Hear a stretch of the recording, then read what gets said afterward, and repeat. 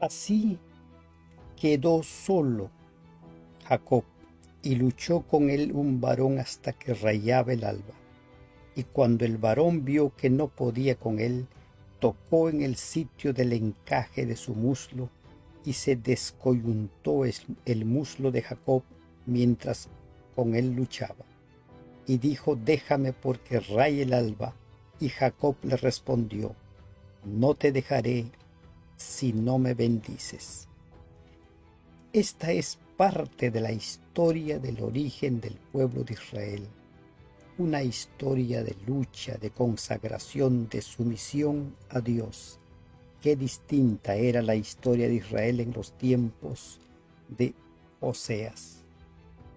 Con la bendición de Dios, continuamos nuestro estudio del libro de Oseas.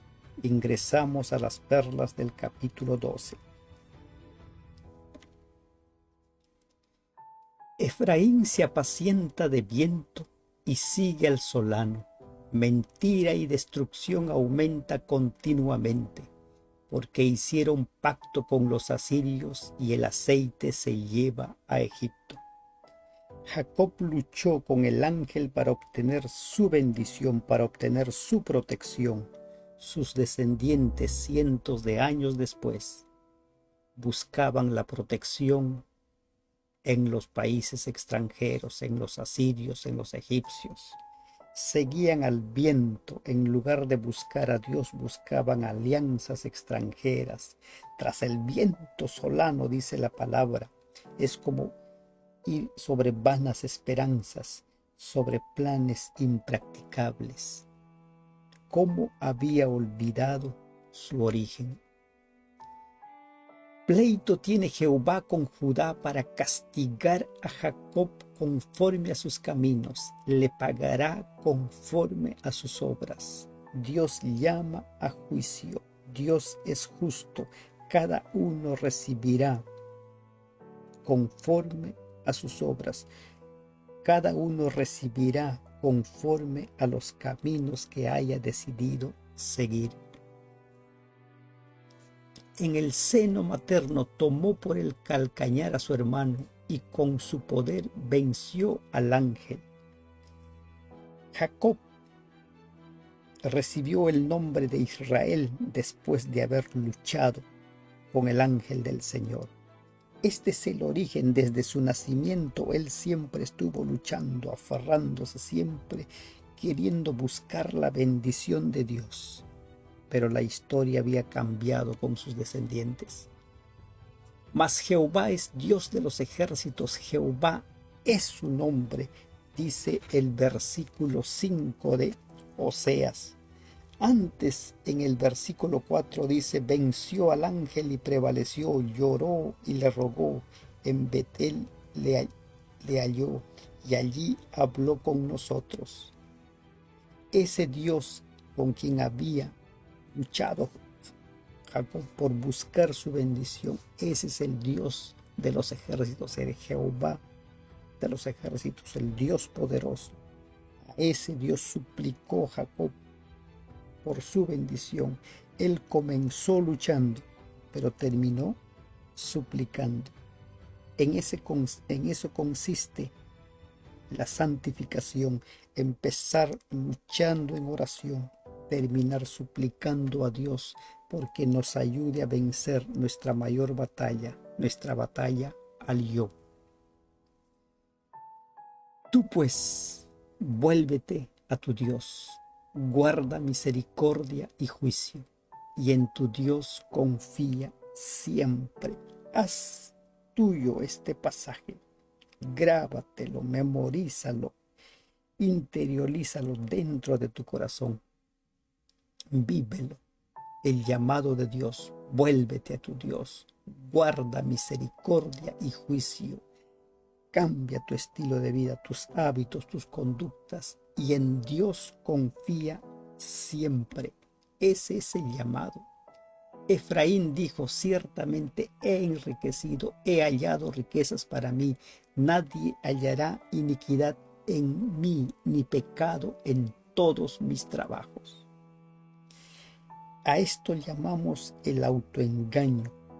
las personas pueden llegar a autoconvencerse de que no están mal, de que no están en pecado, de que no están alejados de Dios.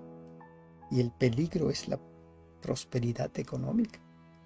Cuando las cosas nos van bien, allí es donde empiezan los problemas espirituales.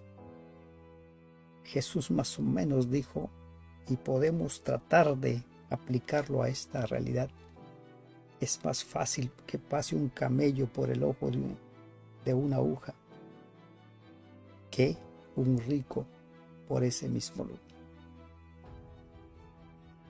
Jacob, o Efraín, o Israel, es el mismo nombre que se da a esta nación, había llegado a creer que lo que estaba haciendo estaba bien, a pesar de que Dios le mostraba constantemente por medio de los profetas que sus caminos estaban errados. Y he hablado a los profetas y aumenté la profecía, y por medio de los profetas usé parábolas. Los mensajes de Dios por medio de parábolas son tan claras, son tan evidentes al oído de quien lo escucha. Pero Israel tenía un gran problema. Se había convencido de que con él no era la cosa, porque ellos estaban bien. Aplicando esto a la experiencia personal, quien no reconoce su condición de pecador jamás buscará a Dios.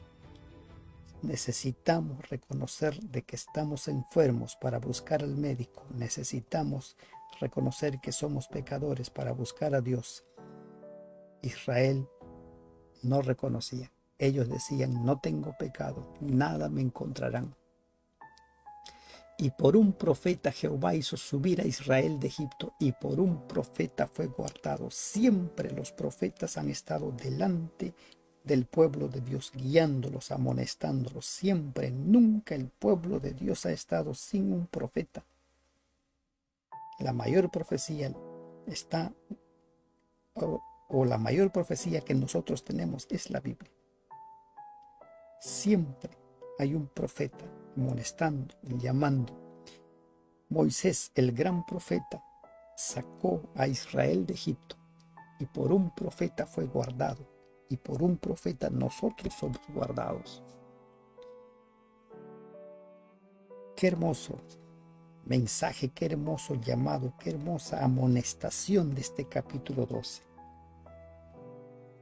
¿Cuáles son las perlas? No sigamos al viento, no sigamos vanas esperanzas, no confiemos en personas o cosas, nuestro futuro, nuestra vida. Luchemos cada día y terminemos suplicando. Vamos a ser llamados todos al día del juicio, en el cual recibiremos todos según nuestras obras, según nuestros caminos.